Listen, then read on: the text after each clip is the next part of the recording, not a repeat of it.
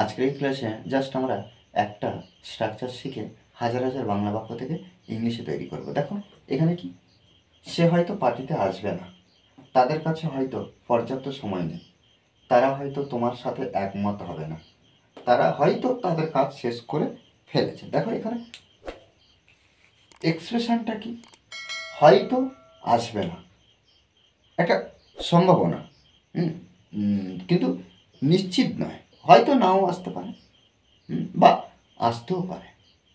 সেক্ষেত্রে আমরা কি করব, দেখো এখানে আমরা সাবজেক্ট ব্যবহার করব হি, হি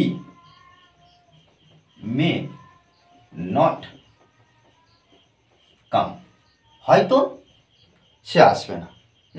এই যে মে ব্যবহার করা হলো, হয়তো বা না, হয়তো বা না, তাহলে হি মে নট কাম, সে আসবে না, হয়তো হয়তো সে আসবে না। কোথায়? পার্টিতে, to the party, to the party.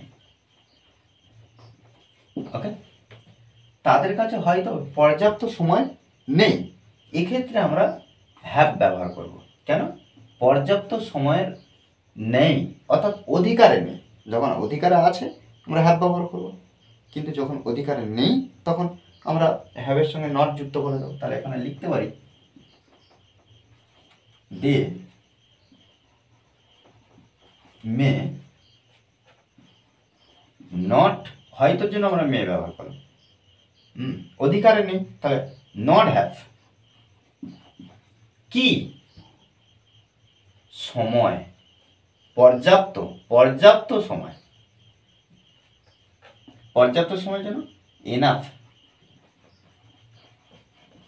দেখো they may not have enough time. Okay, তারা হয়তো তোমার সাথে একমত হবে না, তারা হয়তো, দে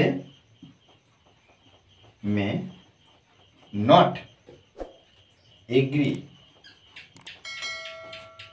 দেখো দে মে নট এগ্রি, কার সাথে? তোমার সাথে, উইথ ইউ, উইথ ইউ। ওকে, তারা হয়তো তাদের কাজ শেষ করে ফেলেছে, হয়তো, তাহলে দে, দেখো দে মে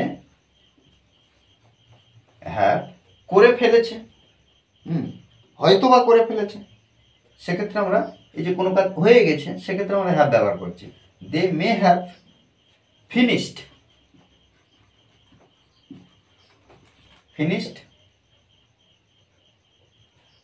তাদের কাজ, দ্য ওয়ার্ক, দ্য ওয়ার্ক। ওকে, দেখো তাদের কাজ, দ্য ওয়ার্ক। এভাবে কিন্তু আমরা কন্টিনিউ প্র্যাকটিস করব। মনে রাখতে হবে যে প্র্যাকটিস বিকল্প কিছু নেই। ওকে, আর এই ক্লাসটি যদি ভালো লাগে অবশ্যই লাইক শেয়ার, আর যারা এখনো পর্যন্ত এই চ্যানেলটি সাবস্ক্রাইব করেনি তারা অবশ্যই চ্যানেলটি সাবস্ক্রাইব করে পাশে থাকবেন। Okay, thanks for watching this video.